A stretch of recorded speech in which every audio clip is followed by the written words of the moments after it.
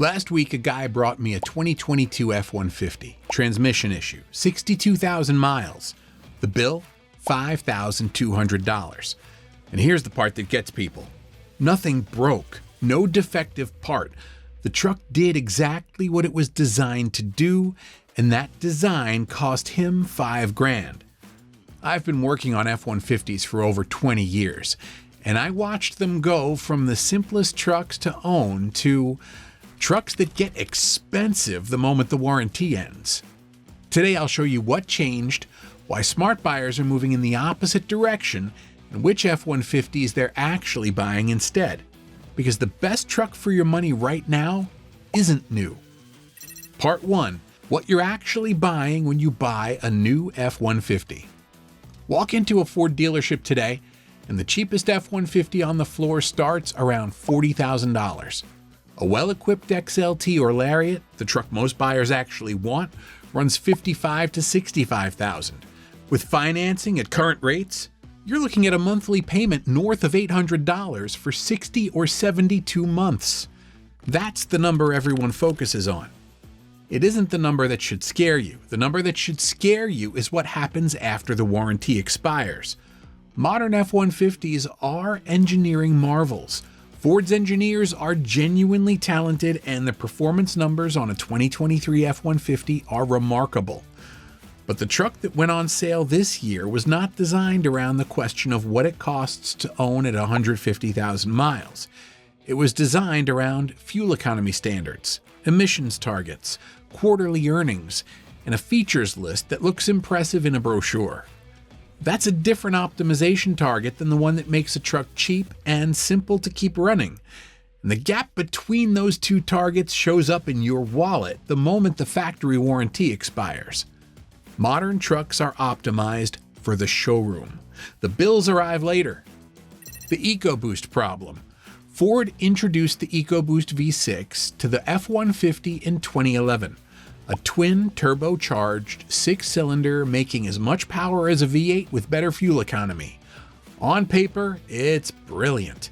In practice, it introduced two components, two turbochargers, that a naturally aspirated engine never needs and that run hot, cycle through heat constantly, and depend on oil that's clean and properly pressurized to survive. Turbo failure on a 3.5 EcoBoost runs $1,200 to $2,500 per side. Cam phaser problems, a known issue both on the EcoBoost and early Coyote engines, run $1,800 to $3,000. The timing chain job that early EcoBoosts developed from oil neglect runs $2,000 to $3,000 before it's done. None of these are freak failures, they're predictable consequences of how the engines were engineered. A naturally aspirated 4.6 or 5.42 valve from the early 2000s has no turbos to fail, no cam phasers to rattle, spark plugs, timing chain, water pump, a straightforward menu of things that can go wrong at predictable intervals and cost predictable amounts to fix.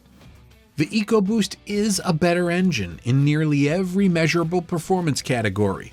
It's also a more expensive engine to own at high mileage. That trade-off is real, and Ford never puts it in the brochure.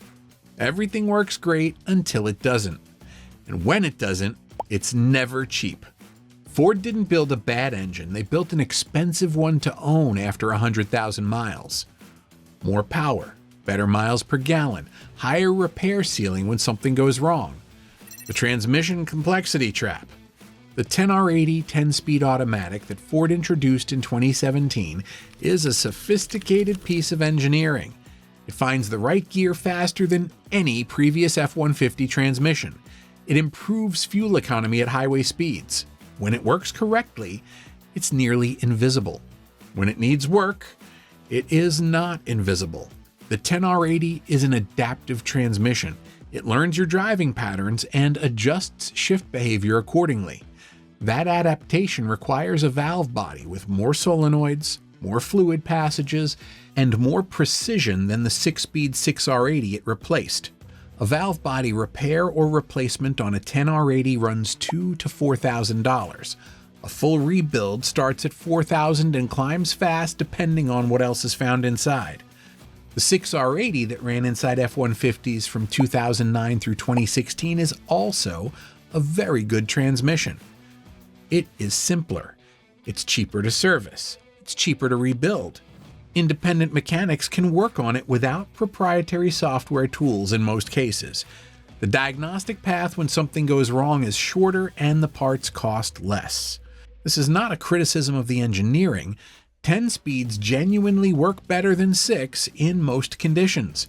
But 10 speeds are 10 speeds. More complexity, more potential failure points, higher cost when something needs attention. The buyer who understands this going in is a different buyer than the one who finds out at 62,000 miles. You don't notice complexity when it works. You only pay for it when it doesn't. The 10-speed isn't the problem, the cost of fixing it is. The electronics tax. The 2015 F-150 was the first aluminum body generation. It was also the generation that started moving controls into the touchscreen in meaningful ways. By the time you reach 2020 and the 14th generation, the Sync infotainment system is integrated into how you control climate, towing settings, and driver assist features in ways that previous generations never were. In a 2005 F-150, the climate controls are a row of physical knobs and buttons connected to the HVAC system with cables. The knob breaks, which is rare. You order a replacement for $30 and swap it in 10 minutes. The screen in a 2022 F-150 freezes, which is not rare, and you lose access to features that are baked right into that software layer until the system is diagnosed and repaired. Infotainment module replacement on a modern F-150 runs $800 to $2,500, depending on trim level and what's involved. A transmission control module that goes soft from a voltage spike runs similar numbers. Wheel speed sensor failures, TPMS module issues, driver assist calibration after a minor collision. The electronics tax on a modern truck is real, and it compounds as the truck ages. And when the screen goes down, you don't lose entertainment, you lose control of the truck. A 2004 to 2008 F-150 has basic electronics, fuel injection, basic diagnostics, working airbags, ABS. You can read its codes with a $20 scanner from any auto parts store. You can diagnose most problems with a voltmeter and common sense. You don't need a dealer laptop to understand what's wrong. Every screen you add to a truck is one more thing that can take the truck away from you. Every layer of electronics is a layer of future repair cost. The trucks with fewer layers have lower ceilings. Part 2. What smart buyers are doing instead. And this is where the entire math breaks. Here's what smart buyers have figured out that the dealership doesn't want them thinking about.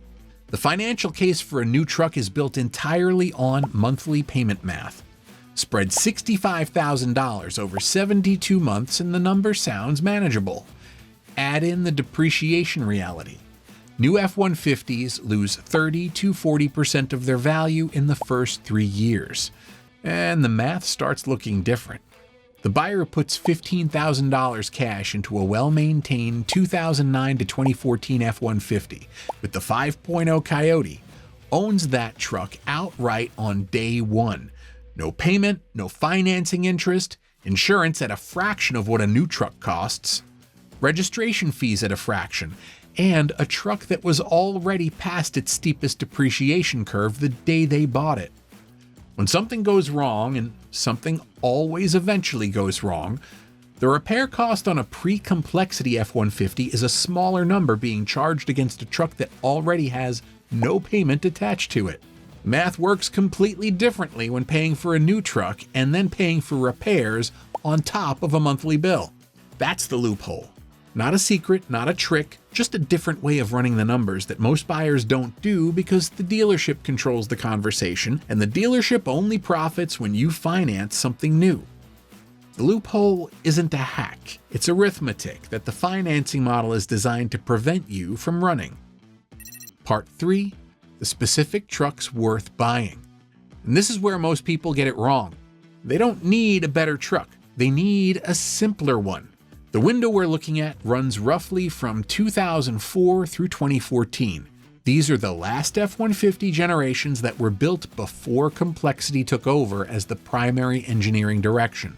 They have modern fuel injection, modern safety systems, OBD2 diagnostics any shop can read, and drivetrains that independent mechanics have worked on for 2 decades. What they don't have is the layered repair cost that comes with turbos, 10-speed transmissions, and integrated touchscreen control systems.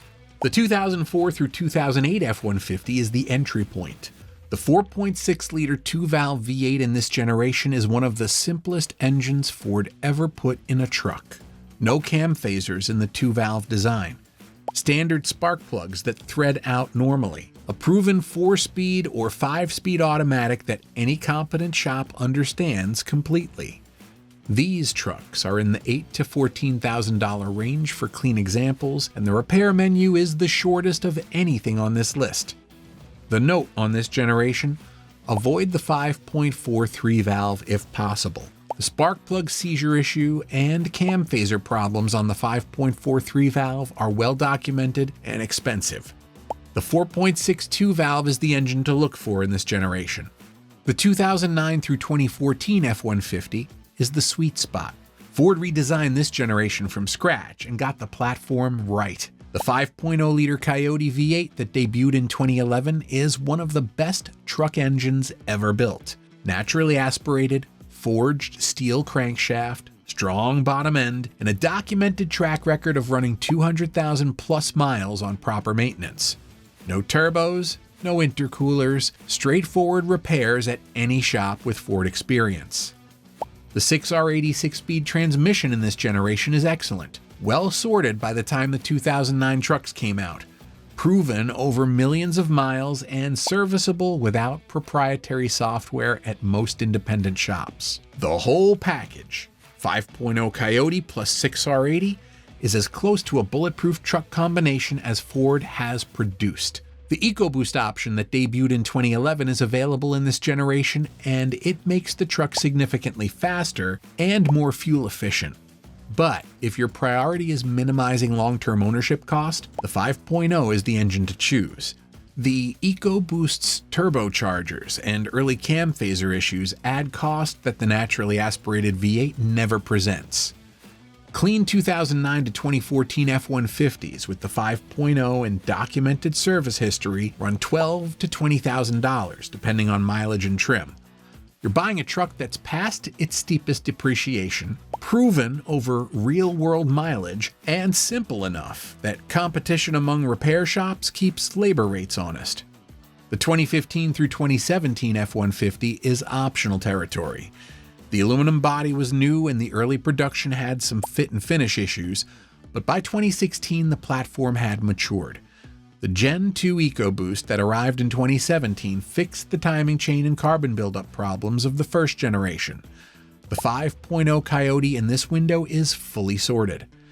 The reason this generation is optional rather than core is cost. These trucks are close enough to the present that pricing hasn't fallen to the levels where the math becomes dramatically favorable. You're buying less depreciation runaway and more residual value risk. The sweet spot for this strategy is in the 2009 to 2014 window, where the depreciation has already happened and the mechanical reputation is fully established. The trucks built before complexity took over are the trucks that stay running without surprise bills. That's the whole thesis. In part 4, how to execute this. You don't finance. You save $10,000 to $20,000 in cash. You buy from private sellers or from independent shops that specialize in used trucks. Not from dealerships that profit from the financing and have no particular interest in matching you to the right truck. You look for the physical signs of a truck that was maintained properly.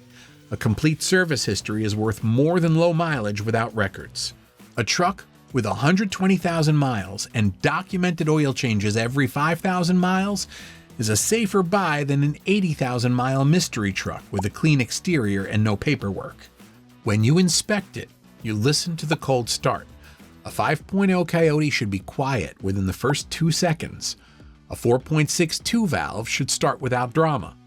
Any rattle that lingers past 10 to 15 seconds on a cold morning is a conversation starter about price. Not a reason to walk away immediately, but it tells you what's coming. You check the transmission fluid, pull it or ask to see it pulled. Pink or light red and clear means someone maintained this transmission. Dark red with any metallic smell means the fluid has never been changed and the transmission is carrying the history of that neglect. You spend $150 on a pre-purchase inspection from a Ford experienced independent mechanic before money changes hands. That $150 will tell you more in 2 hours than the seller will tell you in a week of messages. A clean 2009 to 2014 F-150 with a documented history, a quiet cold start, and clean transmission fluid is one of the best used vehicle purchases available right now. The depreciation curve has already happened.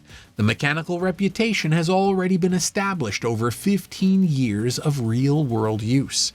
And the repair cost ceiling is dramatically lower than anything being built today. If you already own one of these trucks, or you're about to buy one, I put together a complete F-150 maintenance guide. Fluids, intervals, what to check at every mileage milestone, the habits that separate the trucks that run 200,000 miles from the ones that don't. Links in the description.